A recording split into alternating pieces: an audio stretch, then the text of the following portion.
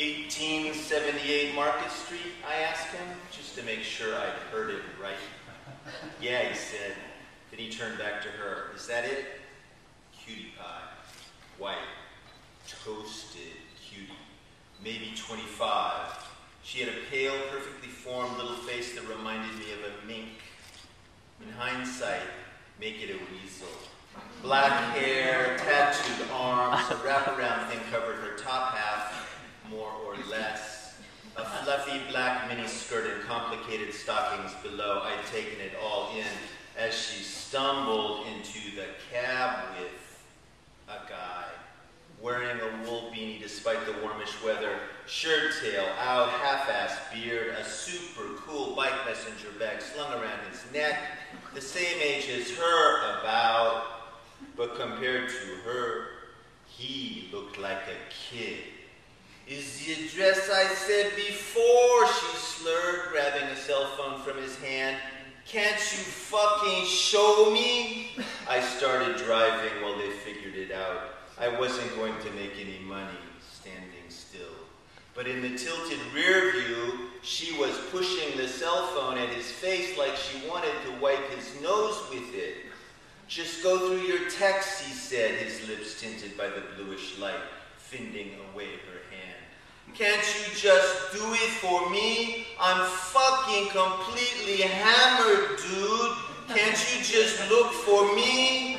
The boy took the phone from her hand. Okay, he said, but you do have your money though, right? Market Street, Tartlet Street, Gauntlet Street, Hot Skillet Street, the street on an angle that's got no angle, sketchy looking shufflers in black hoodies, scraggly trees, clip joints, strip joints, crappy looking signs. All I wanted was to get someplace, just wanted to get rid of an irritant to the brain, just wanted to get on with my mundane life while the unseen hand ratcheted up nerve fibers in my neck while I begged for just one green light. The streetcar in the center lane trundled along about as fast as you can walk, while the sad sack drivers who drove on the right had a weird agreement among themselves to drive at the exact same speed as the streetcar. The human race is cows, one after another, nose to butt, content to shuffle along to pasture, to the barn, or to the freaking slaughter. 18-something, sir, she suddenly blurted, between Laguna and whatever. He knows where to go, the boy said. Don't worry about it. I think it's ridiculous, by the way, that we can't smoke in your fucking cab, she screamed at the back of my head. You need to chill out, the boy said. Fuck you, I'll walk home. I pounced on this. You want to walk home, I said? Let me let you out right here. Don't fuck with cab drivers, the boy said to her. Do you want to get out? I was suddenly so enthusiastic. No, I don't want to get out, she said. But do you want to hear my life story? I laughed. I have no interest in hearing your life story, I said, which is a phrase I'd never ever said to anyone. Exactly. You don't give a fuck about my life story. I looked over my shoulder. I had been, so far, the driver of this tin toy taxi attached to the vehicle. The hollowed-out control module fused to the seat, but now I was coming undone. My metal neck twisting, the flesh-colored shellac cracking as I rotated towards her. I don't want to hear your life story because you're a disgusting piece of shit.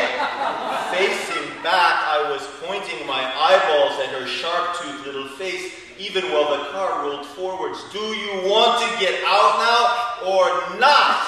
No, I don't. I just want to go to that fucking house. I turned back to the wheel and tried to snap it off. Then stop being so fucking rude. I'm not. You're a fucking little brat. I know I'm a brat. You're a fucking idiot.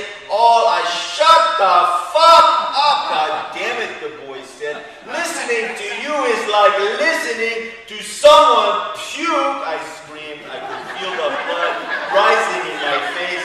It's like listening to someone shit. I was screaming as loud as I possibly had ever screamed in my entire life. You're just fucking disgusting. I know I'm gross, she said, so shut the fuck up. You're my favorite cab driver ever.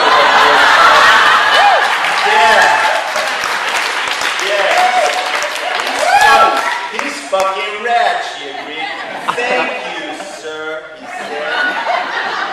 I was driving a car, holding onto the wheel to save my life. I felt utterly adrift. So where's the number? She said, I can't see it. Is it further? We're almost there. Don't worry about it, said the boy. And then, miracle of miracles, she found it on her phone. 1878 Market Street, senor. 2 more blocks, I said. Well, thank you very much. Nobody said anything for 2 seconds. I appreciate your help, she said. I'm sure you've dealt with a lot worse than me. Not lately, no. Well, I'm sure you will, and you'll have to do it because you're just a fucking cab driver.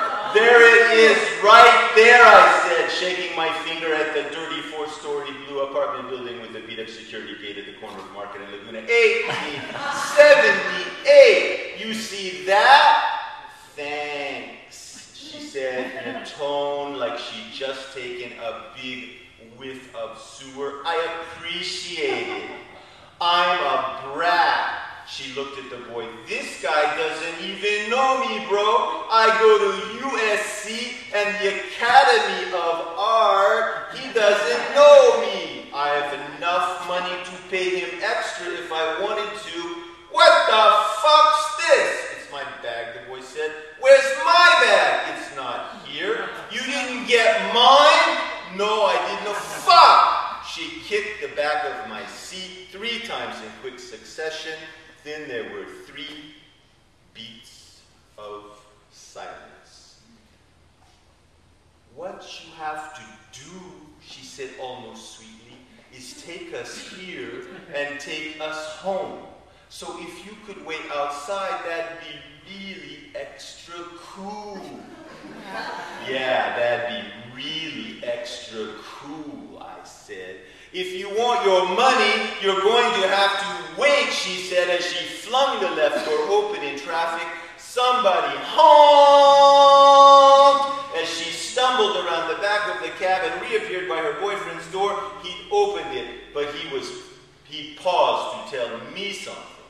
Who are you talking to? She yelled at him. He made a pained face. Getting his dick wet tonight wasn't seeming like such a gigantic deal now. He pulled the door shut on her. I could see the sad little emoticon of her face through the window as she waved her arms, spinning around to look at the building and then turning back again to face the cab like some sort of pirouetting, demented ballerina, while I couldn't stop myself from checking out the 2 or 3 inches of lush white thigh that showed between the tops of her complicated stockings and her fluffy little skirt. Closer to me, he sat there shaking his head. The meter read 8:15. I know, I said. You don't have any money with you, right? But before he could answer, she jerked the door open from outside so that it creaked like it was coming off. Where the hell, 7087, she wailed. I don't know where the fuck I'm going, dude. I've never been here, dude. Go with her, I said. I don't even care about the money. He doesn't want to wait, is that it? She was utterly unstoppable. Does he want to go? She's so annoying. don't know how you can stand it. I am annoying, she screamed. I looked directly at her. I honestly don't know how he puts up with you. I honestly don't know how you can be a fucking cab driver. You should thank him, I yelled, pointing at the guy who was still sitting there between us. Fuck your mom, she shrieked. The shit that he has. Fuck your mom. Being around you is torture. Fuck your mom, she screamed it again. She screamed it twice more. Good night, I said, turning back to the wheel. Bad night, she said. Please take her away, I said to him. Yeah, take me away. Take me away. Free cab ride. Shut up, the boy said. Don't push me, Daniel. The boy with the beanie turned back to me.